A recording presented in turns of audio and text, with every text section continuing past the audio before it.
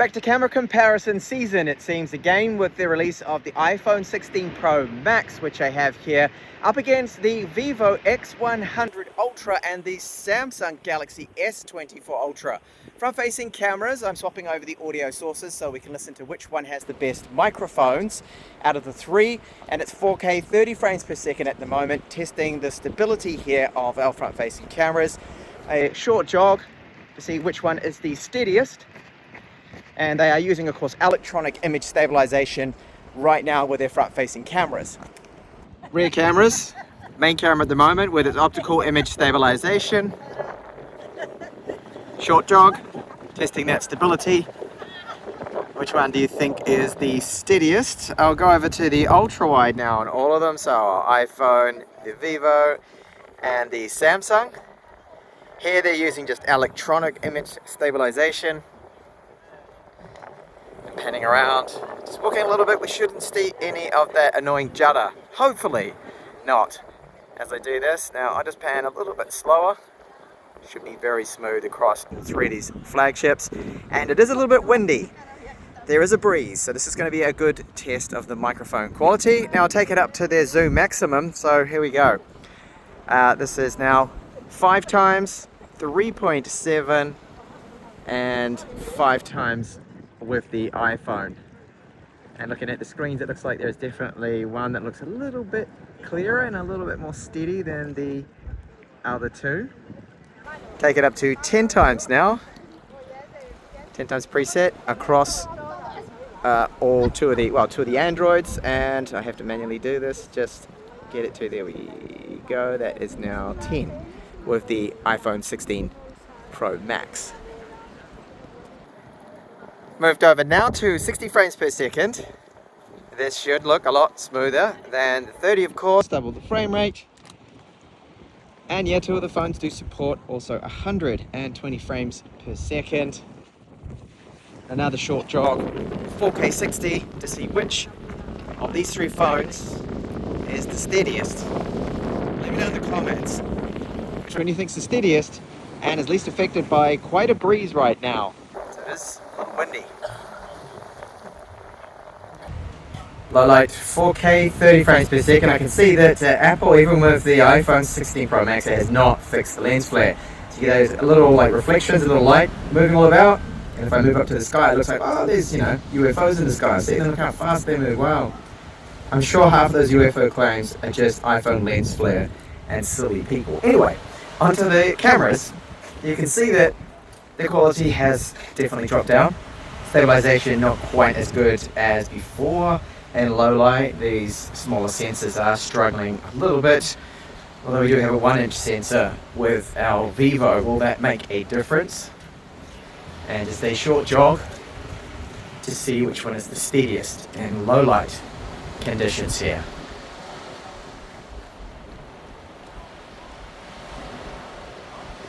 So that's enough of video. Let's take a look at selfies using the portrait mode. So iPhone is the typical too warm. It's got like that orange filter. It seems to always happen. This is all default settings, latest firmware, by the way. The Vivo has some skin smoothing. I don't really like that. It seems to happen with the Chinese ROMs, which this version does have.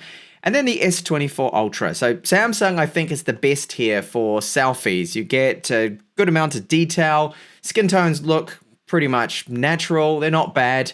So overall, that's the winner for me. Rear portraits, you'll notice that the Vivo still does a bit of skin smoothing, even though I have all the beautifying options turned off. However, the stitching looks really good. The background blur with the Vivo, it has the best stitching. Second for stitching would be the iPhone. And then third place for stitching, the Samsung, because it's removed a lot of those little strands of hair that are flying about, completely just got rid of them. However, skin tones look very pleasant with the Samsung, and they look really pleasant too with the iPhone. I think they look great. They're not bad. They're not overly warm like the front-facing camera selfie shots are. So with this daytime shot, this is the ultra-wide camera. You can see the iPhone has a slightly larger field of view than the other two phones. Color science across all three is slightly different. The iPhone and the Samsung are very similar. The Vivo very different because I set it to the Zeiss natural preset. So the colors do look more a little bit true to life there. And when you zoom in, you can see that it seems across the board, really, they are over sharpening their ultra wide cameras. The iPhone for me has over sharpened just a little bit too much. It's the worst of all of them. So if I have to pick a winner, and I do, it's the Vivo here for the colors and not quite as over sharpened as the other two phones. These are our main cameras right now, and you can see that the Vivo is a bit darker. This is going to happen a lot in the photos. Now, this is a 1-inch sensor, so it's slightly wider than what the other two phones have. Maybe it's helping, but it's more to do with the color science. The sunset is captured the best, that orange glow of where the castle is in the background, the different shades of the cloud, but some may find the Vivo shot a little too dark. I think the iPhone looks great, the Samsung as well is not bad, perhaps a little too bright with the exposure, so I give the win here to the Vivo. Going back then to the ultra-wide camera, same story. The Vivo is looking now, I think, a little too dark. This is a failure of the auto exposure, but at the same time, it adds mood to the scene. Again, there's more detail in the clouds. You see more of that orangey glow of the sunset, that nice warm glow it gives off. The other two don't really capture that as much, but for social media, most people would probably be picking, oh, I like the Samsung, I like the iPhone better, but I think from a photography point of view, again, I like the Vivo. Zooming in with our cameras, you can see that the attention to detail that we get. Now zooming in with their max optical zoom of the cameras, you can see the Vivo isn't quite as close as the other two because it's only 3.7 times zoom. Again, it's looking a little bit darker. There's a lot of detail captured with the C with the Vivo. The Samsung does an excellent job as well with the zoom camera, and so does the iPhone. They're all pretty close there. It's just down to personal preference on what you do prefer, whether it being a little bit darker or slightly brighter. But taking that zoom up to now 10 times digital across all three, you can see the iPhone has started to fall well behind. There's a bit of noise creeping in there. It doesn't have the same levels of detail that we get from the Samsung and the Vivo. So both the Samsung Vivo look very good. Again, I think the Vivo here has just a little bit more detail, but you could say maybe it's a little too dark, but it captures more details around the castle wall. And in the Samsung did a good job of that sunset too as well. Now with macro shots, the Vivo's in a league of its own with its super macro mode. Now this is a combination of using natural bokeh background blur, but some software to blur out that background as well. And you can see it creates a really nice depth of field there. The iPhone and the Samsung are good. I'd rate the Samsung as being second. The iPhone looks very flat and maybe perhaps a little too bright. It just doesn't capture that scene as well as what the Vivo's done here. It's just killed the other two.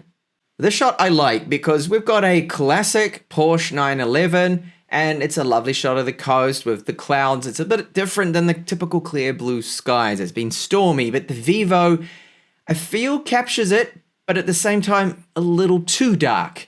For me, it's the Samsung Galaxy S24 Ultra. Now, the colors across all three are generally not too far off. I'd have to say what was more true to life is the Vivo, but perhaps a little bit brighter. The iPhone also did an excellent job. All three are good here. Again, it's down to personal preference, but my pick would be the Samsung. So it was a bit dark and it was starting to set the sun, and this is a 10 times zoom shot of the Iron Tower, and the iPhone, there's some noise in there, some blotchiness, some pixelated bits, doesn't look so good. The Samsung is starting to lose a bit of the quality, some noise creeping in, maybe a little bit too over sharpened. The Vivo has a bit of sharpening as well, but if you look at it, it does capture the most detail here. The colors, again, are looking a little bit more true to life with that Zeiss natural profile. Back to finally the ultra wides again before I get onto the proper full low light stuff. But here you can see very similar again, the Vivo looking a little bit too dark. So the exposure settings are definitely different to the others. Color science a little bit different. More natural, yes. But which one is the best, the most details captured? So if you have a look and I zoom in now at the very edge where they're the worst, I'm not too fond of the Vivo. The iPhone's got a bit of noise, it's looking a bit blurred out. The Samsung, I think, has captured the most details.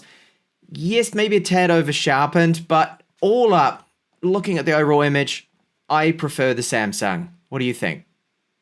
So here with low light, I have both of the Android phones in their night mode. The iPhone does it automatically. So at first glance, they do look very similar. The colors slightly different. The Samsung is a bit darker here than the Vivo and the iPhone. So when you look closely, you see that the Vivo captures more details with that fence in the background versus the other two. I think overall it has a slightly better night shot mode. Low light ultra wide shots, I could take 5 samples and the result would be exactly the same. The Vivo is leagues ahead here compared to the Samsung and the iPhone 16 Pro Max. It's just the sharper image, more details. I mean, look at the difference in not only the LED lights around the trunk of that palm tree, but the palm leaves. They look blurry on the other two, but very sharp with our Vivo X100 Ultra.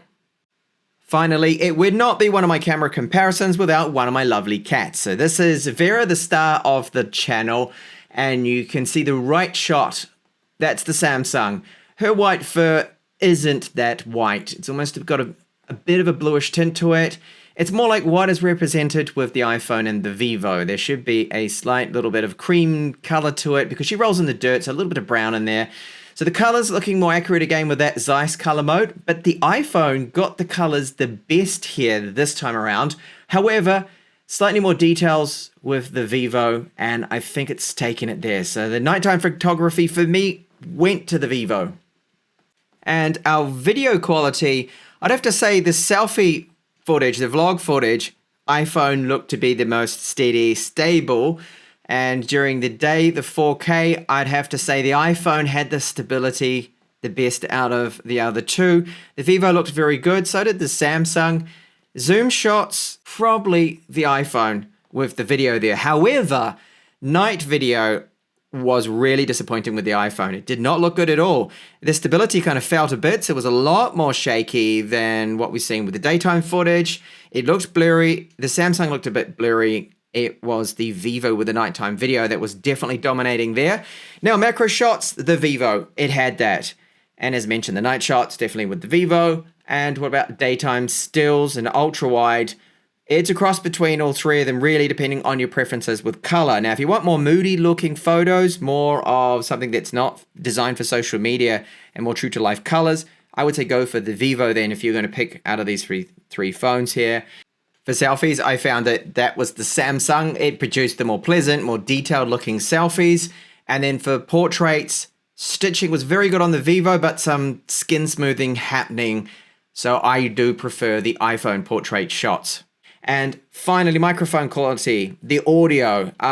Yeah, what happened with the wind noise filtering with the Samsung and the Vivo over-filtered. The Samsung didn't enough when it was quite windy. The iPhone, this is a surprise. iPhone's done a bit of work to their audio and it's better, much better when there's a lot of wind around. It came out on top. So thank you so much for watching this camera comparison.